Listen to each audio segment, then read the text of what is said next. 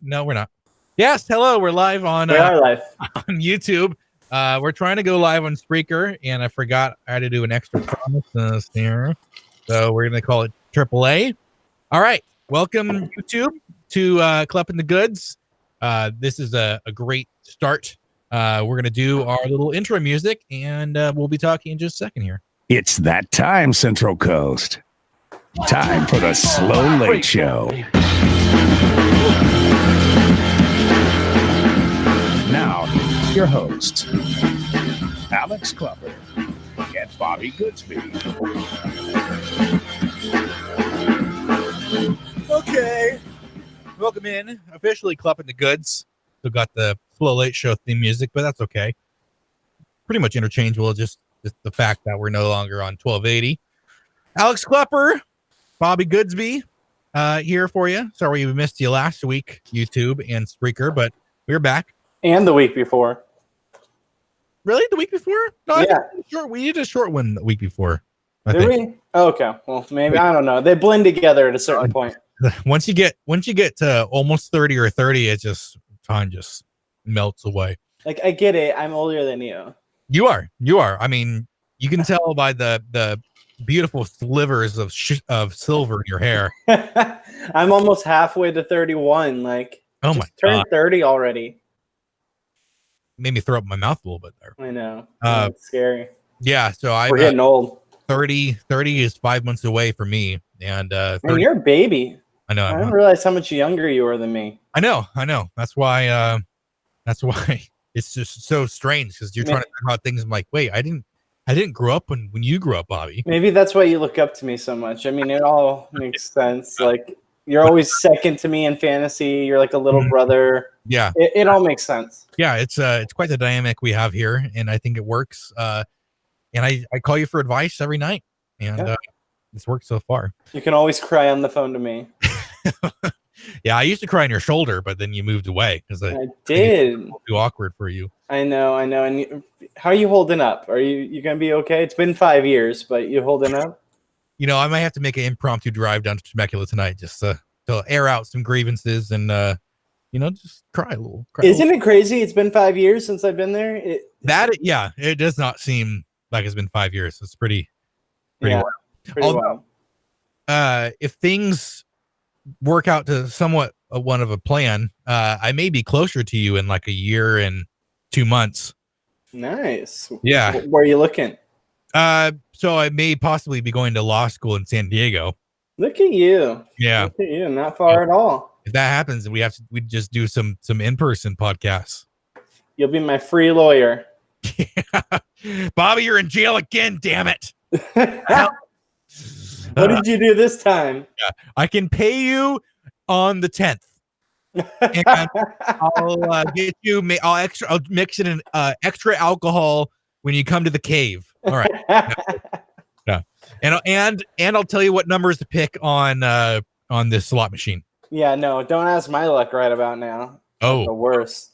Last time we heard about your gambling proficiencies, you're doing well. You won. Yeah, that's DraftKings. This is completely different. The casino is not as skillful. So you're still doing the slots, or what? Are you going to the table games, or little Keno and little bingo? I'm basically an 85-year-old woman. Usually Rose and Ruth are looking at me like, "What are you doing? This is our thing, bro." Yeah. I mean, they have a couple of years on you, so they know how to play the game. You got to learn from them. You got to. Just by showing up, I basically bring the average age down to like 60. So not far down too much though, because you're advancing ages. True. I wish I was joking, but I'm really not. It's just me and a bunch of 80 to 90-year-old women. Okay. When's next bingo night, and when can I come down? Oh, you can come anytime. I go to daytime bingo. I am a full-time bingo player. On the side, I do bartending. I buy in for the max, which is $200 each game. Okay. And each game you have 15 games and you can win 500 in each game. So we're probably boring people, but yes, I'm a full-time bingo player, and the old people hate it because I take their money sometimes, except for not recently. Yeah, and if you don't win it from the games, you stick them up in the corridor. I swear to God, they like figured out my like strategy because now they're all kicking my ass, and so it's kind of like, how did this happen? I used to be so good at this. I think they're stealing my methods. Well, it sounds like you need to switch over to Kino for a little bit, a little more. No, Kino's even worse. We don't want to go there. I don't even know how Kino works. You just pick numbers and hope they hit. Okay, and 99.9% of the time they don't. So it's like bingo, but with like a tiny bit of effort on your part. You're not just like randomly getting a card. In a way, yeah. In a way. Okay. So there were sports recently. Yeah. The NBA awards were tonight. The awards show. It was in some aircraft hangar in Los Angeles. I think it was it hosted by Kenny and Chuck? I think of TNT. I don't really know. I didn't watch it. I didn't see it either. We'll go over the winners. I don't think there's any big surprises, but we'll talk about that kind of stuff and free agency and maybe a little bit of the draft that happened last week.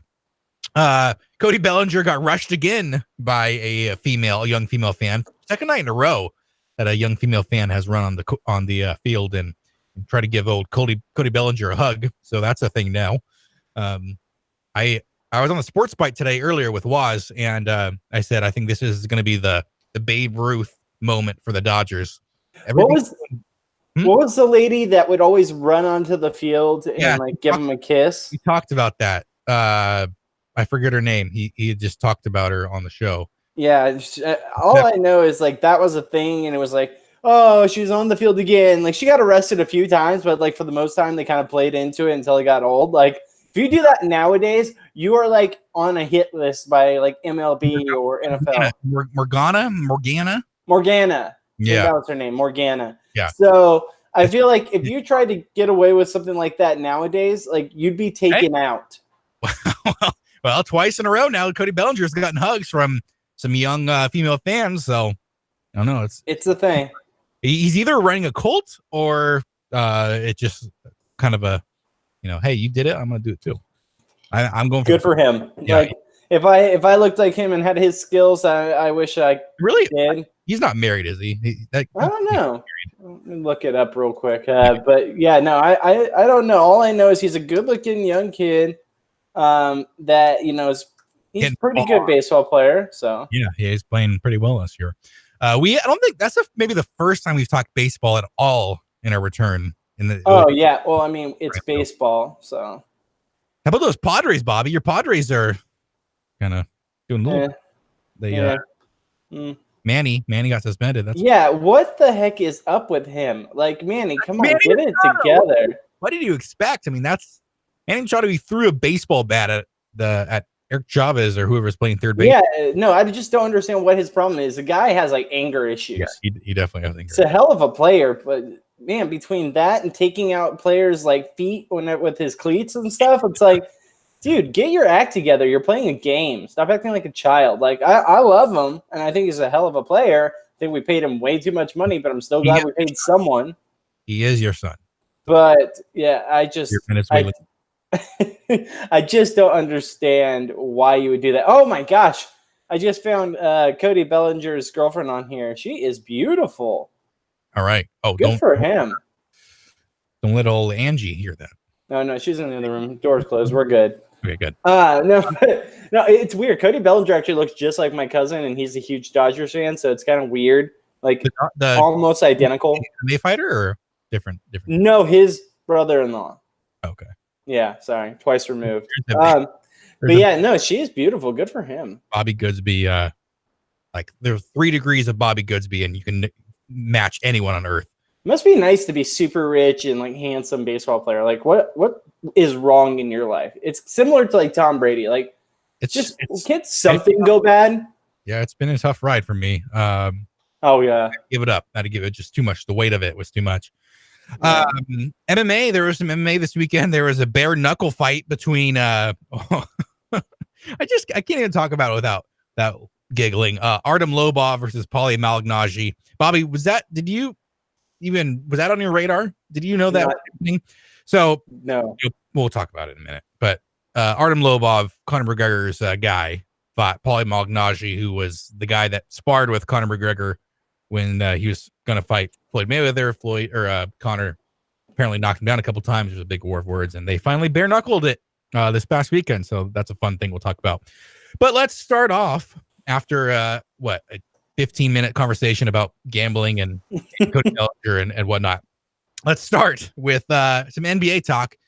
So the awards were tonight. The main award of the night, as always, went to Giannis for the MVP, his first MVP, 24 years old, led the NBA in a bunch of different categories, about 27.5 points per game, 12.5 rebounds, led the league in PER and win shares and all of that. And Bobby, you may want to get your tissues ready because I'm about to play a little audio, and it got there were some onions being cut inside LA, wherever this aircraft hangar thing was. Let's take a listen. I think my dad, obviously, my dad is not here with me, but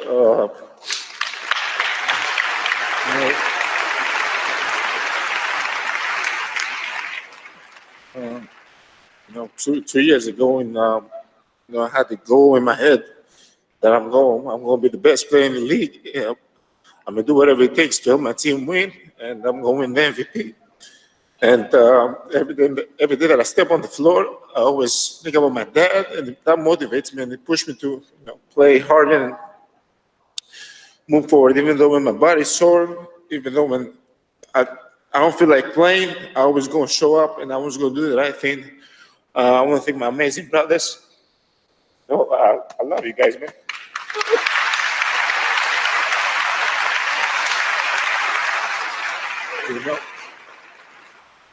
I love you guys. You guys are my ride or die. You guys are my role models, man. I look up to you guys.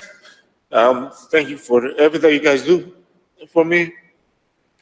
And I want to thank my amazing mom. My amazing mom.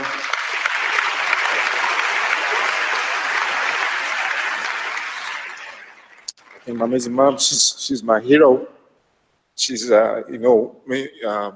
always when you're a little kid, you don't see the future, right? And if you have a good parent, your parent sees the future for you. And she always saw the future in us. She always believed in us. She was always there for us. She's the foundation of this family. You're my true hero. You're my true hero. Oh. So I see. I love Giannis. Like you can can't not love Giannis by watching that. But since when did accepting the NBA MVP award become the Who's Got the Best Mother award? Like ever since Kevin Durant. Yeah, Kevin Durant started that. That's for sure. Like, and I understand. I totally get it. They want to thank their moms, like that got them to this point. But it's kind of like we've seen this before.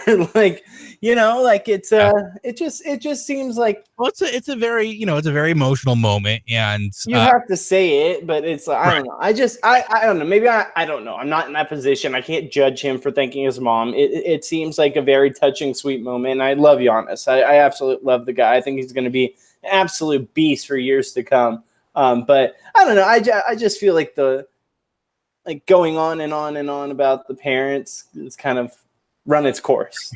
All right, pick someone else, people. Talk about how you want to just destroy the entire league. Just say, like, I'm the best. Yeah, I'm the best. best. Go up there, be like, I'm Giannis. I'm the best. Drop the mic, walk off. Done. Yeah. You would be a god. Right. Yeah, no tears. Just like next year, you're going to get even worse league. So he won 78 of the 101 possible first place votes. James Harden got the rest of the 23.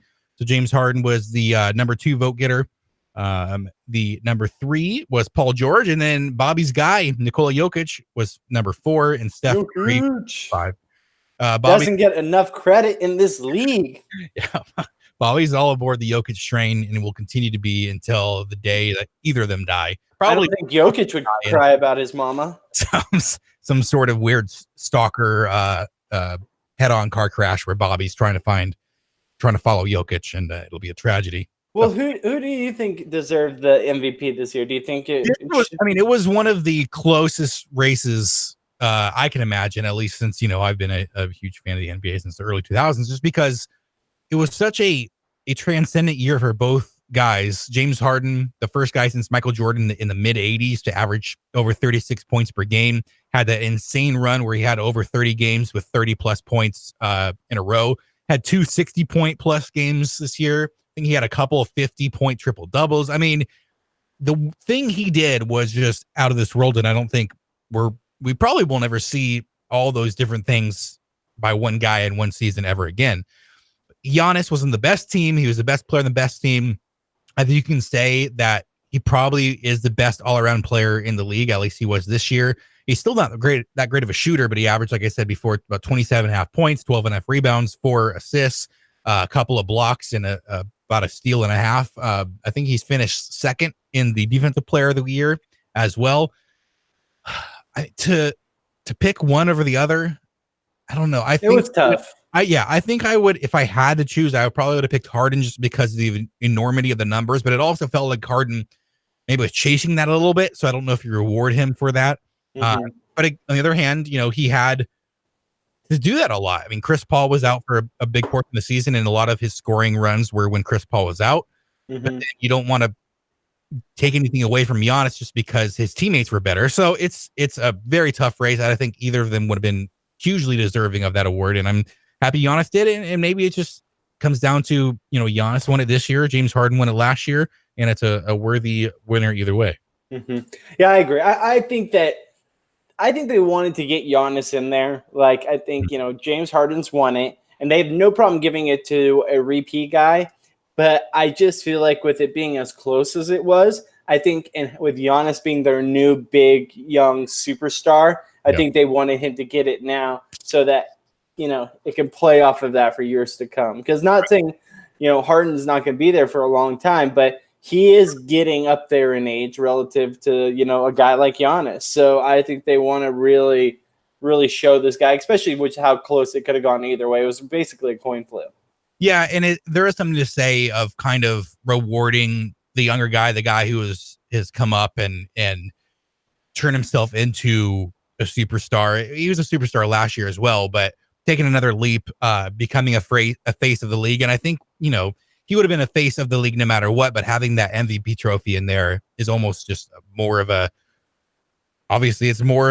thing to hang your hat on and say, look, this is, it's me and KD and LeBron and Steph Curry, we are the faces of the league. And just saying, I may not have won a title, but I won an MVP award. That is a big thing to do. So I think that did play a part. But again, it wouldn't have been a robbery either way. So yeah. For the Bucks, that was not the only win of the night. Coach Bud, Mike Budenholzer, won his second Coach of the Year award. His Milwaukee Bucks, NBA best 60-22, his first year in Milwaukee. The other Coach of the Year award he won was back in 2015 with Atlanta when they went 60-22 with a team that should not have won 60 games. They did not have any player anywhere close to how good Giannis is this year. It was pretty much Paul Millsap and a bunch of shooters and guys like that. And they just played a great brand of basketball. Well-deserved for him. I think he's definitely one of the top 5 coaches in the league. And I understand why Atlanta let him go. They kind of did a thing where, like, look, we're doing the rebuild. You don't want to be the coach for a rebuilding team. And, if everything was perfect, we would have wanted to keep you for 20 years, but it just didn't work that way. And now he's found a home in Milwaukee where he can have a superstar and a very good supporting cast around him for many years to come. Yeah, no, I completely agree with you. Lou Williams is the second straight Sixth Man of the Year award winner and third time in the last 5 years. He led the Clippers in scoring and dimes, 20 points per game, 5.5 assists per game. He joins Jamal Crawford as the only 3-time winners of that award. And oddly enough, or ironically enough, if you will, both guys have now won the Sixth Man of the Year award twice as Clippers. So the Clippers, if you want to, have a scoring guard off the bench, that's the place to go. Lou Williams, I think that was a very deserved winner for that. He beat out his teammate. My God, why can't I think of his name? Montrezl Harrell. Yes, Montrezl Harrell, and he beat out Domantas Sabonis of the Indiana Pacers. Sabonis. Yeah, Sabonis. I mean, for looking like a guy that I knew in high school almost to a T, Good job by him. I didn't know he was still playing basketball. But he is, I mean, if you look back at the Paul George trade, it has worked out marvelously for both squads. Paul George, third in MVP voting and third in rookie of the year, or rookie of the year, defensive player of the year. And for Indiana, obviously Victor Oladipo went down this year with a bad injury, but Victor Oladipo and Domantas Sabonis are both playing extraordinarily well for that team, and that team has a bright future ahead of itself. Yep, I agree. Let's see. Most improved player, Bobby's guy. Can you say it, Bobby? Pascal Siakam. There you go. Yeah, I got it. Yeah, you got it first try. I got it. That guy. Yeah. He's the big reason why they won the championship this year. Yes. He beat out D'Angelo Russell and De'Aaron Fox. Now, I have a question for you, Bobby. Do you think Pascal Siakam, with the way his career is going, most improved player, obviously has some untapped potential still. Is he a good enough player to be a number 2 that Kawhi Leonard would look at and say, you know what, we can continue to win. I want to come back to Toronto rather than go to a place like LA or wherever else?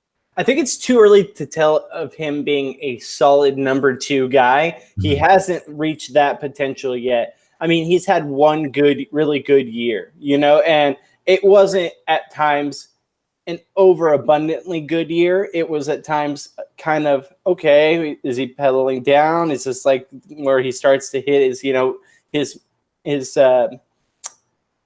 even point where he just can't go further than this. And then he'll go and have a game where he goes off for like 30 points, So there was games where he produced very well and games where he was invisible. And then he had those middle games that were okay, but he had a majority of his games be pretty good. So he's getting there. He's like a young guy that's learning to get there. He's learning what it takes to take those steps. Kind of like how Kawhi was when he started on the Spurs. Yeah. It took some time for him to get to this elite level position. I'm not saying he can't get there, but he's not a Kawhi Leonard yet, but he's also young. So I don't think he'll be the reason that Kawhi stays. I think if Kawhi stays, it will be the team as a whole. It will be, he loves the area. He loves the fact that they just won the championship and they have a very good young core that could do it again. And also, if the money is there, if the contract is there, I could see it happening. But if he honestly feels like he can still win a championship and go elsewhere, go maybe somewhere he likes, go somewhere where he feels more comfortable and is still going to get paid and has the pieces in place, I think Kawhi's the only thing that they need to worry about right now.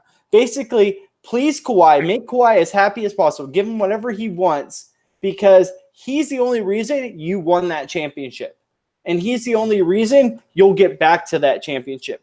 As much as I love Siakam and love Lowry and all these other guys, they're not winning a championship without him there. So they need to do everything in their power to keep him. And I don't think, unless he's happy with the teammates and the people around him and the scenario and the money and everything comes together and he's okay with staying there, I don't think it's one person in particular. I think it's the sum of the parts. Yeah, to me, it's tough because we're in this era now where a lot of guys, they want to play with other stars, and not saying that never happened before. It just, it seemed like guys kind of were put in that position by drafting or free agency as opposed to trades. And you think about guys like LeBron, guys like Kevin Durant, where they're looking at who can be that second star for them or that third star or that, triumvirate, what you will. And Kawhi Leonard, I don't know if he thinks that way. I don't know if he's thinking that, okay, who is my Robin here to my Batman? Who is, is Pascal Siakam going to be that? Is Kyle Lowry going to be that still?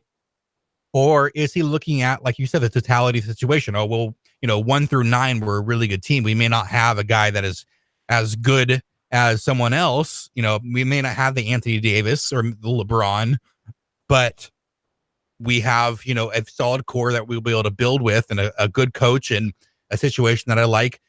It's interesting to see what Kawhi does. He's having the report today is he's having a meeting with the Clippers on July 2nd. It really seems, at least to me, like it's 50-50 between those two teams. I don't know who else can kind of get their way into that conversation. I know the Knicks would love to be in that conversation. The Nets would probably like to be in that conversation. I don't know how much chance either of those places really have. It seems like a 2-horse race right now, and the Raptors did a good job of obviously winning the title. That was the main goal, but then allowing themselves to get into that race even more, entrench themselves in the Kawhi's mind that he can continue to be here and like being there. So is it, that is he looking for that big second banana? But you also think about the Clippers. I mean, who is he going to have the second banana there as? Can they sign another guy, maybe get like someone like D'Angelo Russell? Is that a guy he wants to play with? Or does he just want to be, what he was in the playoffs and know that, look, I have a lot of supporting players. Pascal Siakam is a very good number 2 if we want to, I want to be the guy. And it's going to be a very interesting week or two to see what Kawhi Leonard wants to do with that. Yeah, I agree. I think it's going to be huge. I don't know if it's because it's Kawhi Leonard and he's not very talkative. He's not out there in the media. He's not their darling. They do like him, and he is such a force to be reckoned with. I mean, he's won multiple championships with different teams now, that he is one of the top 5-6 players in the NBA. So it's kind of a travesty that he hasn't talked about more than he is. Why is he not on this LeBron pedestal? Why is he not on this, I don't want to say Kobe, maybe even LeBron was a bad comparison, but like, why isn't he on like a Kevin Durant pedestal, a Harden pedestal? I think he is. I think people have risen to put him in that same tier. But why do we not see him in like commercials and stuff? And why do we not see him with the endorsements? I feel like that's just his personality. I think he's not as, looking to get into that as much. I think he's okay with making, the $30+ million from his contract. I mean, I think his shoe is Anta, the Chinese company. Let me double check that, but he's not signed with Nike. He's not signed with Adidas. He's definitely with a lesser company, and I'm sure he's getting paid a lot of money to do it. And I think it's with New Balance. So it's not like you see a bunch of New Balance commercials out there that are, making waves and like Nike and Adidas do. I think that's just kind of maybe his brand, and whether he wants to be a LeBron James where he's making Space Jam 3 years in the future, or if he wants to just be a guy known from playing basketball and having a weird laugh. It's he's definitely a unique guy, and I think you said it when he's not the most talkative. He's not the guy who's willing to open up a lot. You can tell when he does the post-game interviews with people from ESPN or TNT. He's very like open and honest about like what he's saying, but he also just has like almost like a social anxiety about it. Yeah, you can tell he's definitely not comfortable in front of crowds or getting the attention. But man, is he amazing on the court. Yeah. But yeah, no, I just think that he needs to be publicized more. I think this needs to be the next "where is LeBron going" situation. Like and I'm sure it will get closer to that. It possibly will, but I'm kind of just shocked that I haven't heard more about it. And he is going to turn 28 years old in 5 days. So he's over the hill. Yeah. So he's got 3-4 more years of his super prime years left. So yeah, it'll be quite the show to see, especially with KD and Clay being out, whether they return to the Warriors or not. They're not going to be playing really. Clay may return at the end of the year, but I don't see Durant coming back. What happens where he goes, if he can continue to ascend up that all-time ranking, or what teams and what players take precedence and take control of the league next year. I'm already excited for the 2019 NBA season to start. What percentage do you give the chance that we might not ever see Kevin Durant play at a high level again? I think so. High level, as in like 20 elite games, or like this elite level, like where he's been at. I mean, I think. I mean, I don't know. I would say I'll give 60% chance he is at or very approximate of what he was, and 40% chance that he's just not the same player. Even if he's still really good, even if he's third team All NBA guy, he's still an all-star. But he's not that, best scorer alive type guy. I would say 60-40. of him being able to come back versus not being able to be that same guy? What do you think? He cost himself a lot of money, in my opinion, by going in on that game. I agree. I mean, maybe, but I think he did so much for himself in the public opinion, in the public eye, because now you see Kevin Durant as not, pun sort of intended, but he is a warrior. I mean, he went out there, he was hurt. People, let's say he didn't come out and they lost. Mm-hmm. Can you imagine the backlash that there would have been? Oh, Kevin Durant, he just had a strained calf and he didn't play. They lost the championship. Now he leaves for New York. What a prima donna. What, this and that. He wasn't a real warrior. He goes out there and has an amazing first, quarter and a half. Goes, tears his Achilles. And now it's like, look, he sacrificed his body to try to win one more championship. I think maybe he does lose himself some money in the long run, but I think he gained a lot in just the common basketball fans' perception of him, and that he's not this guy who is just out for himself. He went back in there when he didn't have to, probably ahead of his timetable, and just wanted to play basketball. And I think that kind of circled back to the guy that we knew when he was in OKC, because ever since he's been in Golden State, everyone's like, oh, well, he's doing the boardroom and he's, replying to people on his burner accounts and he's doing all this, he's so sensitive. And now it kind of circled back to, man, he just wanted to play basketball. He didn't necessarily want to be in that limelight as much. He just wanted to help his teammates win and be out there and make some big buckets. So I think it did good for him. Obviously it did a lot of bad for him, but I think if you can take one positive for Kevin Durant and company, it's that, they're not going to be guys questioning. You're not going to be seeing, Kevin Durant with a snake emoji by him. You probably will, but not as much. Oh. Yeah, no, and I mean, I get it. I get the position he was in. He, it was for the championship. Like, they needed him out there. Yeah. This is what you play for.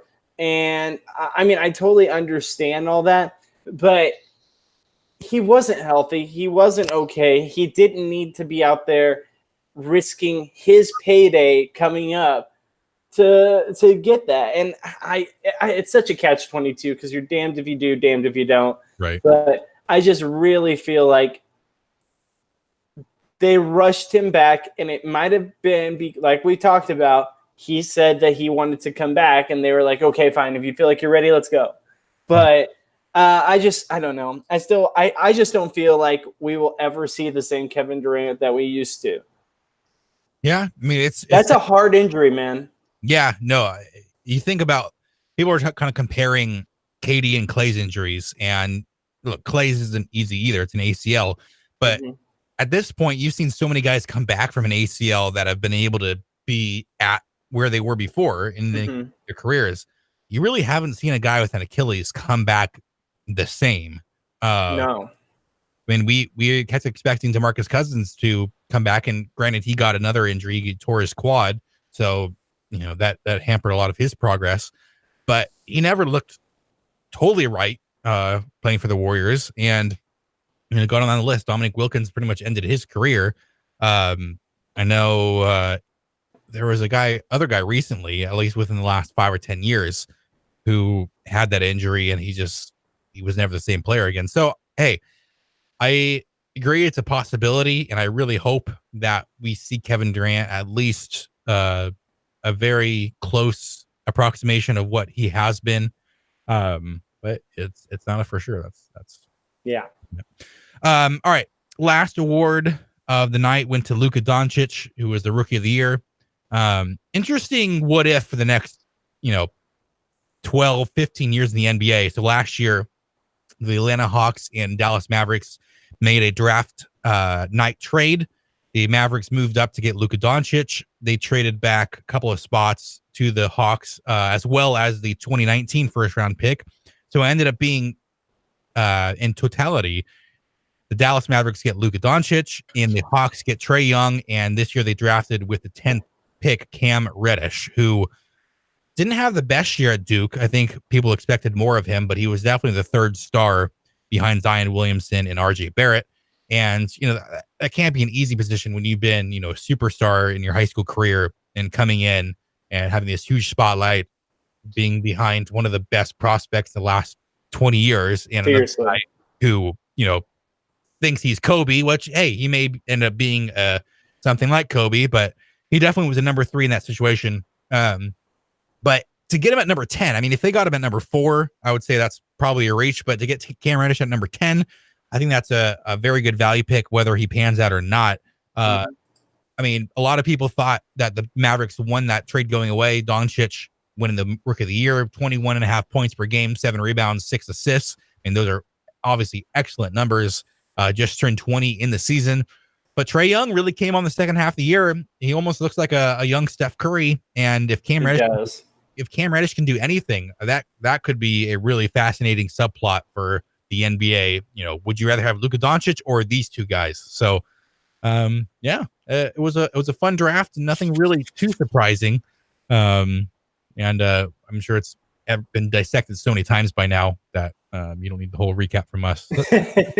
Yeah, no, I do agree with you that that's going to be interesting to see what happens, and if Cam Reddish lives up to really the potential he had going from high school into college and playing at Duke.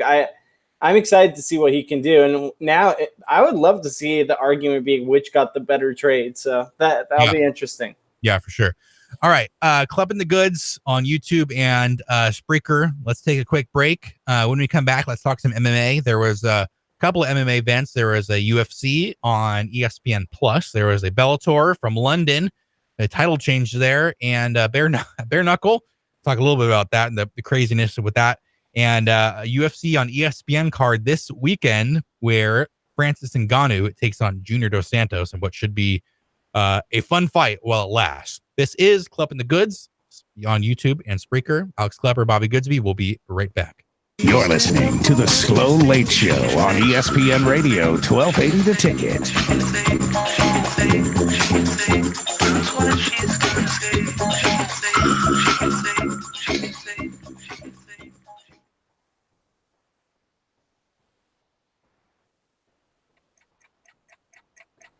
Time goes by so slowly. Time goes by so slowly. Time goes by so slowly. Time goes by so slowly. Time goes by so slowly. Time goes by so slowly.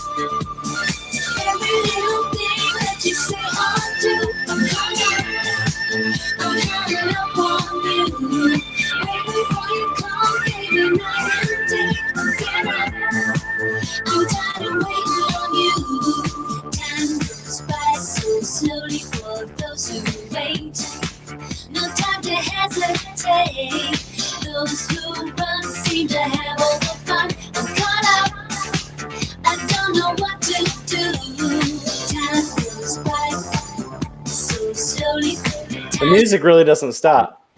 So slowly, time Really does. goes by. So slowly. All right. I don't know what to do. Bobby, do you have anything mid-break to talk about? Like we did last time? I realized you might have wanted to say something, and I just put some break music on. No, it's all good. Okay. I don't know if we're going to get in trouble for using that on YouTube for copyright. It won't allow us to monetize it, but when we get enough fans where we can actually monetize something, we won't use that music. Okay. Yeah. It won't take down the video, though. All right. Because when we did it for on Slow Late Show, it like flagged it for copyright, but it's just like you can't monetize this, or you can either do that or you can remove it from the video. So. Gotcha. A little inside baseball for everyone there. All right, return. Bye. Come on. Let's do it.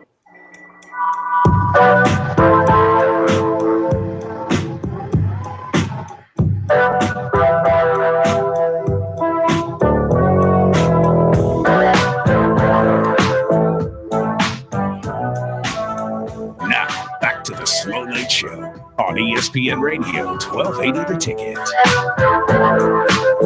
Okay. Clupp the Goods, YouTube.com. Maybe you've heard of it. And Spreaker. Thank you for joining us. Alex Klepper, Bobby Goodsby. Alex Klepper here from the beautiful ESPN Radio 1280 studios in San Luis. Beautiful. And Bobby Goodsby in the beautiful town of Temecula, California. Doing his thing. Yes. Look at that. A little ceiling fan. Yeah. So MMA this weekend, Bobby. So the main events of the UFC card, which happened in South Carolina, Greenville, South Carolina, was the Korean Zombie against none other than Renato Moicano. And your boy, the Korean Zombie, I can't say he's back because I don't know if he actually went anywhere after he came back, because he went on his military service for South Korea for a couple years, but he's been back for a year and a half, 2 years now. Yeah. And he looked fantastic. Knocked out Renato Moicano within a minute.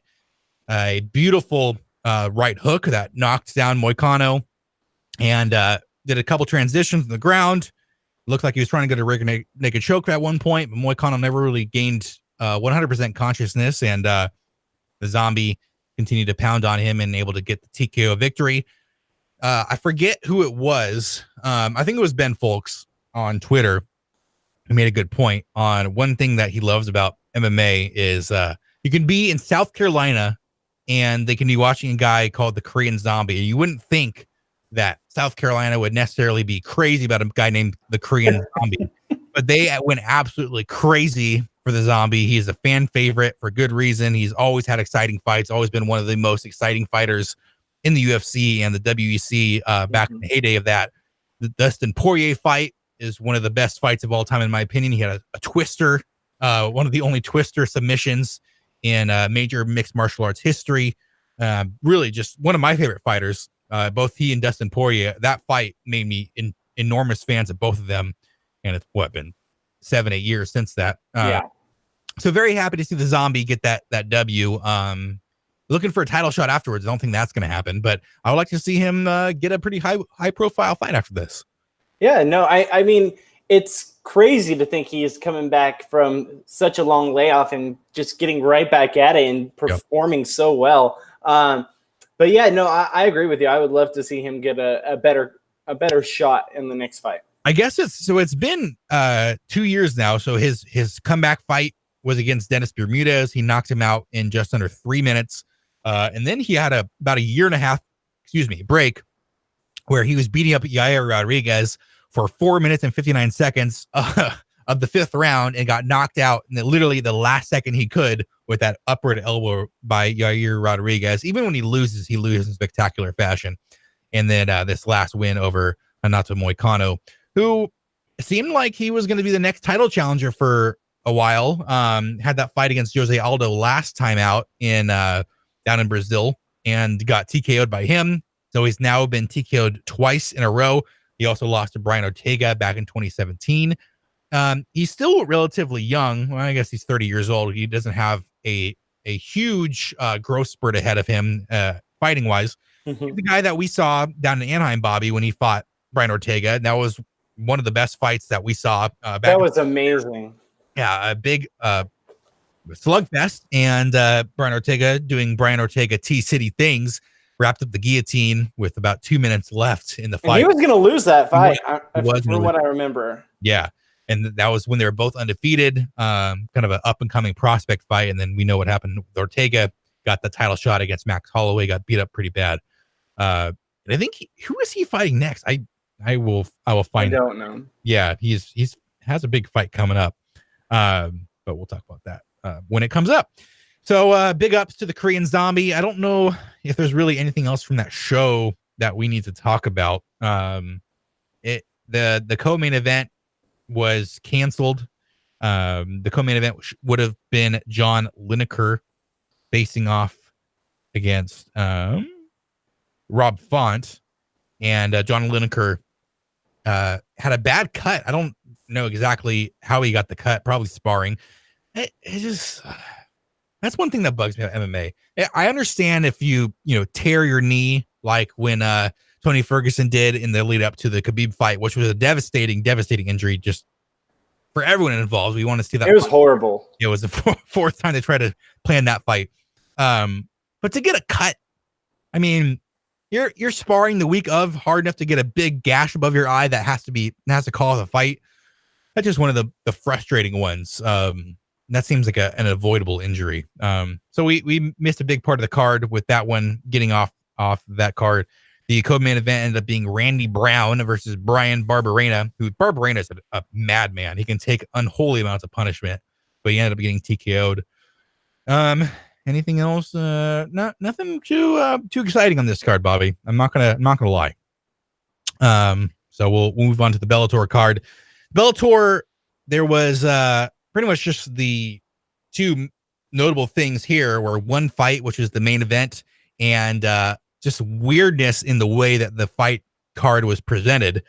The main event was Gegard Mousasi, who has been the middleweight champion since he came into Bellator about 2 years ago, had won 8 fights in a row, going up against Rafael Lovato Jr., who is one of the best jiu-jitsu practitioners in mixed martial arts today. He was undefeated, I think, coming in at 8-0 or 9-0, and one of the only 2 Americans to ever win the world championships in black belt jiu-jitsu, the other one being BJ Penn. So this guy obviously had a big jiu-jitsu resume ahead of him, and he didn't get the submission, but he ended up winning this fight. He upset Gegard Mousasi. It was a back and forth affair. Lovato Jr. won the first 2 rounds, a little bit of offense on the feet, but ended up taking him down and getting Gegard Mousasi in some precarious spots. Gegard Mousasi mounted a comeback in the 3rd and 4th. The 4th, he knocked down Lovato Jr. It seemed like the tides were turning, but Lovato Jr. dominated the 5th round to upset Gegard Mousasi. Bobby, I mean, Gegard, he was a big star, obviously, in the UFC for a while. And it seemed like just when he was peaking, he ended up going to Bellator, which in some people's minds, it is still a lesser promotion, that's for sure. But there are some tough guys, and, still being only 33 years old and having over 50 pro fights, you would think this maybe not the end of the road or anything like that. The end of his peak maybe for Gegard Mousasi. But does this do anything that... Okay, so obviously he goes to Bellator. He thinks he's going to dominate Bellator. He doesn't see these big names there. He wants to have super fights. He beats Rory McDonald in a super fight for the middleweight championship. He's talked about going to the light heavyweight and fighting Ryan Bader. Does this at all invalidate anything that he did by coming over to Bellator by then losing this middleweight championship? I mean, I think it is a little bit of a hit to his potential and a hit to basically what he was trying to do. But, I mean, stuff like that's going to happen. You never know when you step in the ring, anything can happen. So, I don't know. I feel like it is a hit to him, and I think I don't know how he's going to be able to recover, especially at the point of his career that he's at. Yeah, and you just look at the names that he's beaten in that 8-fight winning streak, going back to the UFC time in 2016. Talis Leites, Thiago Santos, who is going to be fighting John Jones for the light heavyweight title next weekend. Vitor Belfort, Uriah Hall, Chris Weidman, and then going to Bellator, beating Alexander Shlemenko, Rafael Clavarjo to win the Bellator middleweight championship, beating Roy McDonald, and then losing this one. So there's been talk about possibly a rematch. We'll see what happens with that. But interesting times over in Bellator. Really, if you look on Twitter, the main attraction of the weekend was Bare Knuckle FC 6 going down in Florida. I still don't get that. So give me the information on that, because I didn't even know that was going on. Yeah. Okay. So Bare Knuckle fighting pretty much 2 years ago got the okay from whoever says it's okay in certain states to be a thing again. We've seen Chris Lieben fight a few times. I think the first main event featured Joey Beltran, who is a UFC and Bellator alum, and he's still fighting in that now. I think he's really one of the more traveled guys in this. But so Conor McGregor, back when he was training for Floyd Mayweather, he brought in Paulie Malignaggi, who was a retired world champion boxer to be his sparring partner. And Conor McGregor, usually you don't talk bad about your sparring partner in the lead up. He's there to help you, and you're not going to bash him and say I knocked him down or knocked him out or whatever in sparring, because it's just not a good look. But Conor McGregor being Conor McGregor, that's what he did. And Paulie Malignaggi didn't necessarily care for that. So there's been, a war of words ever since. McGregor loses the, fight against Floyd, and Paulie Malignaggi pretty much starts to lobby for that fight ever since. And it's been a thorn in the MMA fan side ever since. And of course, the sidekick for one Conor McGregor, the guy who Conor McGregor flew across the Atlantic to Brooklyn to throw a dolly through the window of a bus to get at Khabib for slapping the face of one Artem Lobov, decided to take on Paulie Malignaggi in a bare knuckle fight in Florida. So that was the main event this weekend. And Chris Leben was on this card. A couple other UFC vets and Bellator vets, maybe not as big of names as Chris Leben. But I did not watch it because it was, all right, I won't say how much it was on pay-per-view, Bobby. How much do you think this was on pay-per-view? Oh my gosh, it was on pay-per-view? It was on pay-per-view. Who's literally paying? Was that the headliner? Yes. Artem Lobov versus Paulie Malignaggi. Who's paying to see that? I'm sorry, that. These guys are nothing in the grand scheme of things. You're only relevant because of Conor McGregor. So there was a lot of war of words. There was a lot of pushing and shoving and all that. And you know how that gets. It's just people that want to see more from that whole, McGregor, blanking on his name, the guy that beat him. Floyd Mayweather. Yeah. No. The, oh my gosh. What's his name? I don't know. I'm blanking. But Nurmagomedov, they just want the Khabib. They just want to see more of that situation. They want to see the almost kind of manufactured, They want to see what happened after the Khabib Conor fight. They want to see that 2.0 because that was like a spectacle to see in itself. Okay, so now given this, what do you think the pay-per-view cost was at? $60. It was not $60, thank God. It was $40. I set my limit at 15. If they would have done 15 or less, I would have bought it. But since it was more than double that, I did not. So I had to follow guys on Twitter, and there was a lot of guys on Twitter who were giving play-by-play. So how were the reviews for it? It was a little bit underwhelming. Because Paulie Malignaggi, when he was a fighter, he wasn't known as a knockout guy. He was more known as a point fighter. And Artem Lobov isn't the greatest fighter to set face in the earth, judged by his, I think, one fight over 500 MMA record. So it wasn't like we were watching, the sweet science at its best out there. Yeah. Sorry, Artem Lobov is under 500. He's 13, 15, and 1. And then Paulie Malignaggi, let's try to pull up his boxing record. I know he has a good boxing record. He's 36-8, but he only yeah. Okay, so in boxing, I think you're pretty light puncher if you have half your wins by knockout, just given that there's, usually 8 to 10 rounds. You're fighting against a lot of guys, in boxing, it's more of a thing to really build up a guy's record. So you can be 20-0 and not really face many people, and you'll have 18 knockouts, and it doesn't mean much until you fight someone up there. So if you have half your fights being knockouts, that's pretty low for a high-level boxer. Paulie Malignaggi, 36 wins, only 7 of them were knockouts. So he was a pretty light puncher. He was more of, not necessarily a defensive guy, but a kind of pick and pop and jab. And apparently that's what he did for bare knuckle. Which is kind of against the ethos of bare knuckle. And Artem Lobov swung a few times, and Artem Lobov ended up eking out the decision. So it was a 5-round, 2-minute round, so 10 minutes of fighting. And what do you know? Afterwards, they hugged and they respected each other, and it seemed like it almost was a little bit of a ruse, Bobby. Can you believe that? Oh, man. Yeah. Who would have thought a ruse to garner attention?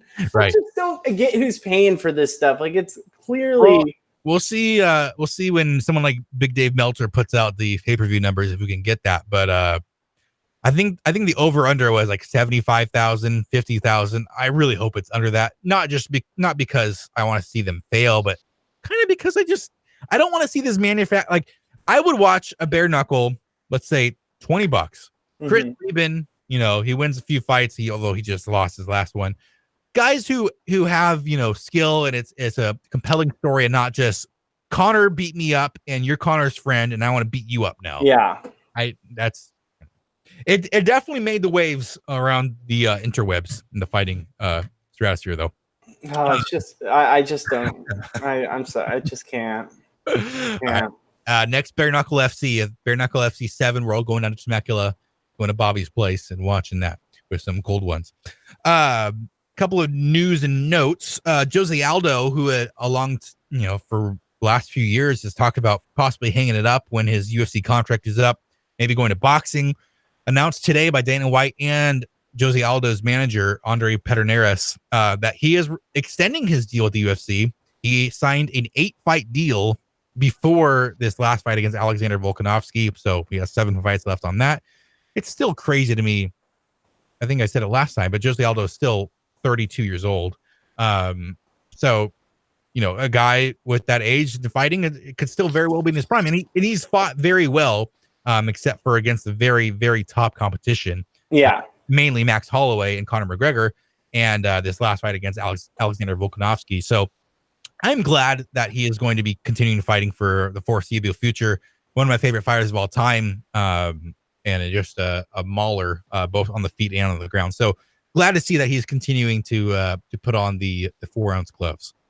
Yeah, me too. I mean, I don't know. I was never a huge fan, but I don't know. It's not my cup of tea.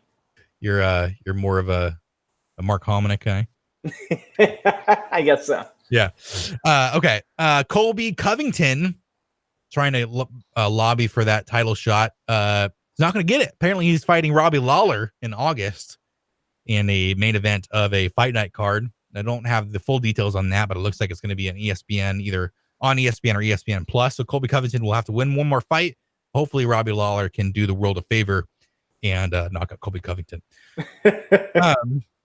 And Bobby, this weekend, UFC on ESPN 3, so the third fight on a big ESPN.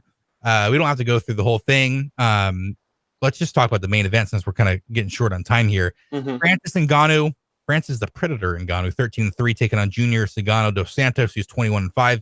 Junior Cigano dos Santos, former UFC heavyweight champion. Francis Ngannou, former heavyweight champion contender when he got beat up pretty bad by Stipe Miocic, and then really stuck up the joint in his next fight against the Black Beast Derek Lewis. But since then has had 2 awesome knockouts in typical what we thought to be typical Francis Ngannou style, knocking out Curtis Razor Blades in 45 seconds in China, and then knocking out Cain Velasquez, which is partially due to a knee injury, but he partially caused a knee injury with a punch in February. Going up against Dos Santos, who's known as a guy who is a very great technical boxer, who has power in his hands, but he's getting older, and his chin has seen better days since those Cain Velasquez wars that he was in years ago.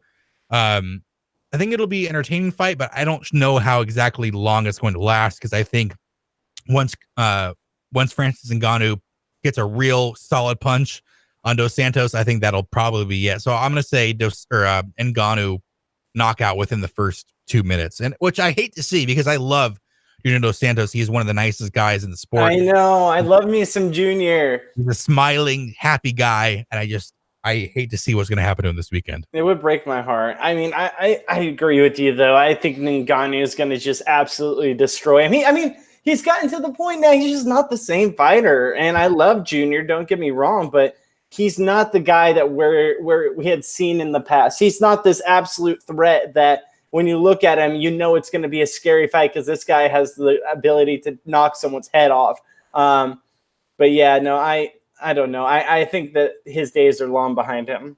Yeah, 35 years old for Junior Dos Santos. He has fought 26 times. He has won 3 in a row.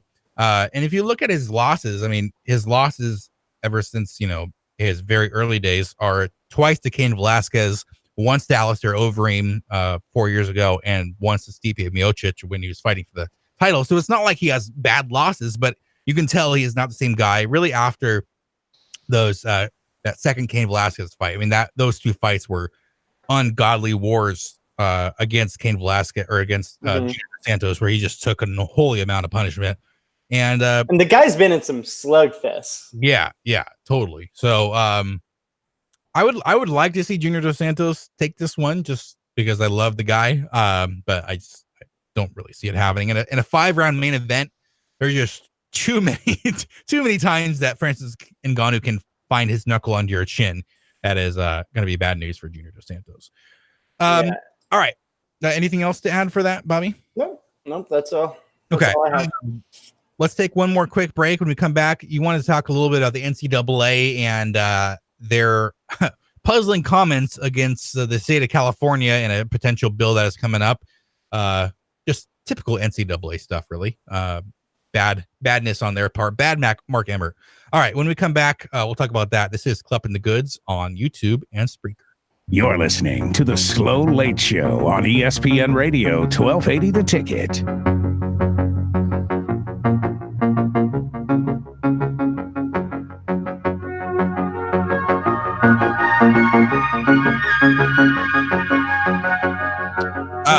All right. So while we're on a little bit of a break, so we want to talk a little bit more about the specific shows we want to get started up here. Bobby has, excuse me, I need some water. Talk about your what to do. Breathe, Alex. No, so we are going to start focusing a lot more on our side projects, which are, a fantasy football project where we want to do fantasy football rankings and breaking down an actual draft position by position. So say you have the 12th pick. We tell you what was the best move for every single round as the 12th pick. Or if you have the 3rd pick, what's your best move every single round for the 3rd pick? So it's basically going to be a draft position by position rankings and best draft available.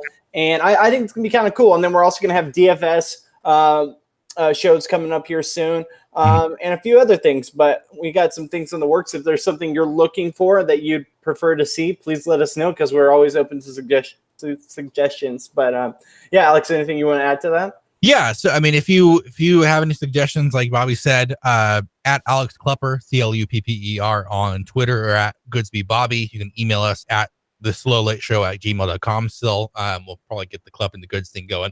Want to make the website for Clupp in the Goods so we can have just a home for everything. You can find over YouTube stuff if we have anything in writing, which I want to do a little bit of in the near future. And another show that I want to do is just a pure like fighting podcast, whether it just be MMA or boxing as well. So I think you can definitely count on those 3 specific ones: fantasy football, DFS, and a fighting podcast at some point in the near future, especially with fantasy football, 2 months away. So we'll get those going. We'll update everyone. We're not sure what we're going to do with the main show here. If we're going to continue to do just the generalized talk, we may continue doing that, or we may just break off and, say, all right, well, we'll talk about that kind of stuff in the DFS podcast where we'll talk about that kind of stuff. Anyways, so we'll update everyone on that when that comes, but look for those specific ones in the near future. And we're excited to get those going. Hey, I mean, if I continue with this law school thing, what I read, it says don't work for the first year. I'll be getting a loan and all this stuff. And if we can make something work in the next year where I'm making a little bit of supplemental income for whatever reason through this, whether it be, the DFS or the Patreon or advertisers on this, I mean, that would be the ideal. So, and Bobby needs to go another Caribbean vacation. He's already been twice this year. He needs to go on one more. So, if you have any ideas, Twitter, email, in person, if you know what we look like, what we would look like. If you find us in St. Louis Obispo or Temecula, Paula, we'd love to hear your ideas. Yes, we'd love to hear the ideas. All right. let's do some return music, and then we'll do a last segment. We'll get out of here for the night. We'll wrap this up. Picture of the feelings that you never did. Do you hear the voices in my head calling for something to know?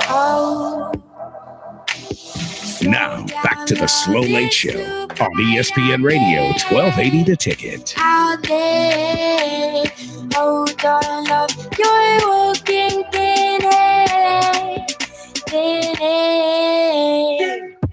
All right, up the goods. Thanks for sticking around late night.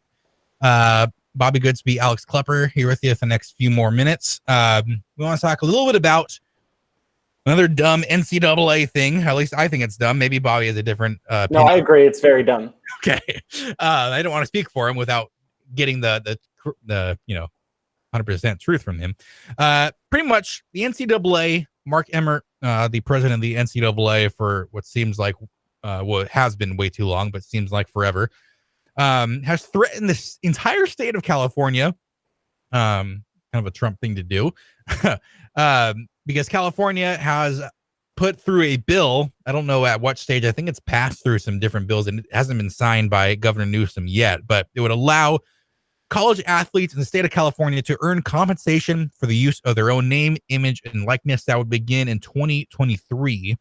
So that has passed. And the NCAA president, Mark Emmert, has sent letters to the chairs of the two state assembly committees last week saying that if that does become a law codified into the state of California and it goes into place, that California schools could be prohibited from participating in NCAA championships. That would include 23 NCAA Division I schools, 4 of them in the Pac-12.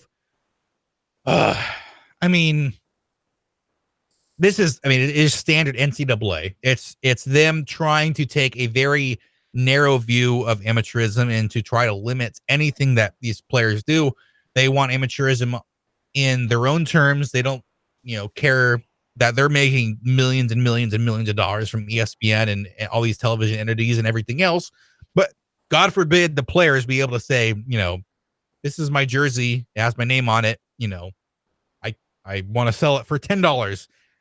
That would just be clutch your pearls, because that is a something that would make an old lady faint. I mean, it's just so backwards. I just can't even empathize with anything they're trying to do anymore.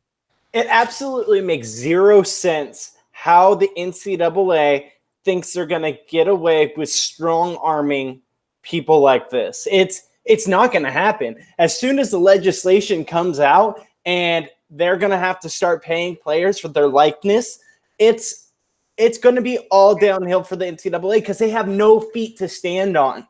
Yeah. It's absolutely asinine that they're threatening to not let the championship games go through California because they're allowing them to get paid for their likeness. It's basically the greedy, rich people being greedy and rich and not wanting to give any of their money to the people that are actually on the field, risking their bodies, their health, and their futures for the shirt on their back. Yeah. And it's really kind of disgusting. It almost comes back to like the Roman days, or they're like, you're fighting for your pride of your town and your city, but like, really, why? Like, you're doing this for a school that's making so much money off of you that they don't deserve this money they're getting from you and off of you, and you're getting none of it. So I love that California is doing this. This is amazing. Whoever put this bill in, and the fact that it's getting through legislation and it's probably going to pass, is absolutely amazing. And I love the threat that the NCAA is putting out there, because guess what? It's not going to work. As soon as the lawyers get a hold of this, it's not going to work. And guess what's going to happen, NCAA? All the other states are going to follow suit. And next thing you know, your little, gold mine that you've been sitting on for years and years and years, it's going to come crumbling down, because guess what? You have to actually pay the players to perform at the high level that they deserve to be paid. It's asinine. Yeah, it's totally insane. And I would like to, Mark Emmert and the NCAA have made themselves very powerful with everything they've done. But there's one entity, in the state of California that you don't want to mess with, it is UFC football fans. They will tear you apart. If UFC is 11-1 and you're telling them they can't be in the college football playoff, oh my God. I saw the great. I retweeted the greatest tweet about the whole thing I saw earlier. Let me see if I can pull it up here. Sorry. Do they realize that USC is the professional football team of Southern California? It is not the Rams. It's not the Rams. It's USC. Yeah, it is USC. But I love this. This George, I don't even know how to say his name, Reister the third said, "Call his bluff. California has enough schools and teams to make a real problem for the NCAA. Other states will follow suit." Oh, no, that is not the right person. I was not talking about him. Dang it, I lost the one I said. But basically, it's like, oh, no, what's going to happen in basketball when the NIT tournament's not going to be able to get its competitors back? Like, it's the greatest. I just love that because, California's teams haven't been that great lately, but that's only in the major sports, Right. The UCLA women won softball, so it's not every sport. But, I don't know. It's just asinine, and I love that California is doing this and that it's my home state, and we're actually, taking a stand on something that should have been taken a stand on a long time ago. Right. More power to them. And if you can somehow get NCAA football video game back somehow with the that should have been done a long time ago. That should be priority number one for everyone in this world. What's interesting, Bobby? I just saw a commercial for Hobbs and Shaw, which is the Fast and Furious spinoff with The Rock and Jason Statham and company. And it featured Zion Williamson and RJ Barrett. I saw that. They already got some advertisements. I'm good for those guys. I'm sure that's going to be just the first of a lot of many. For those guys. So good for them. All right, it's been fun, Bobby. Real quick pop culture take. Yeah. What do you think of Keanu Reeves in the new Marvel? Is it announced? Universe. Is he in something? Yeah, they announced that they're going to make him a Marvel character. Hey, I mean, more Keanu is never a bad thing, in my opinion. Keanu is one of our most cherished actors. I mean, the John Wick franchise is revelatory. It has changed the world of cinema forever. John Wick 4 already announced coming out in 2 years, Bobby. So get yourself ready for that. But yeah, I mean, I used a Keanu GIF today on Twitter because I put something about the sports bite and how we're talking about hardball, and Chris Sylvester, play-by-play voice of the Cowboy Mustangs, said no, actually it's a round ball, and I'm like, no, it's hardball, and then I showed a GIF of Keanu Reeves from the movie Hardball. What I forget is a little Wheezy, little G. I forget his name. I don't know his name. That movie just tears at your heartstrings. I love me some Keanu. Oh my God, yes. Between maybe I heard there's maybe a Matrix 4 coming. That's what I've been hearing. Oh, and a Bill and Ted's Excellent Adventure 3 or whatever. It's coming. I mean, the guy's a Marvel. Modern Marvel. Pun intended. Literally. Yeah. All right, Bobby. It's been fun, and we will get to everyone the news of what's going on next with the show and the mini shows or the branch off shows or whatever you want to call it. For now, we're done. All right, guys. This is the Slow Late Show on ESPN Radio 1280 The Ticket.